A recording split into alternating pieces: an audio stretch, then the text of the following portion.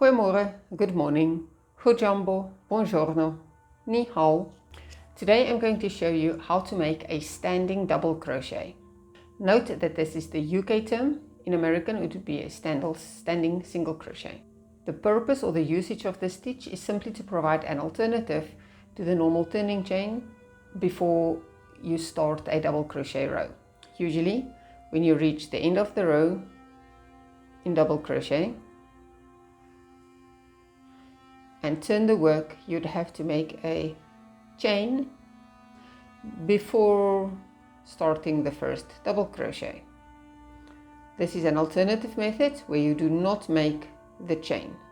How to make this? After you turn the work, so we finish the row and turn the work, make sure that the loop currently on the hook is rather loose, not too loose, just not tight. Directly insert the hook underneath the two loops of the first stitch of the row, yarn over, pull through, yarn over and pull through both loops on the hook, directly making the double crochet into the first double crochet with no turning chain. When you reach the end of the row, you will work into the very last row. Usually when you have made a turning chain, there would be a chain remaining at the end of the row.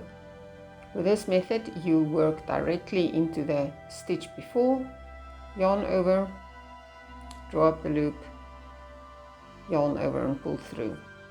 And there is no chains anywhere visible.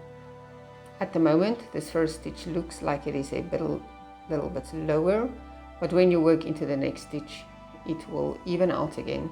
One last time, make sure the loop on hook is not too tight. Directly insert the hook into the first stitch and make a regular double crochet, UK term. Yarn over, draw up a loop, two loops on hook, yarn over, pull through both.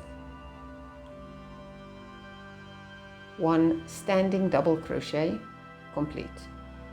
Continue working as normal, as per pattern, and again when you reach the end of the row, this last stitch will be the stitch that we work into, yarn over and complete the stitch.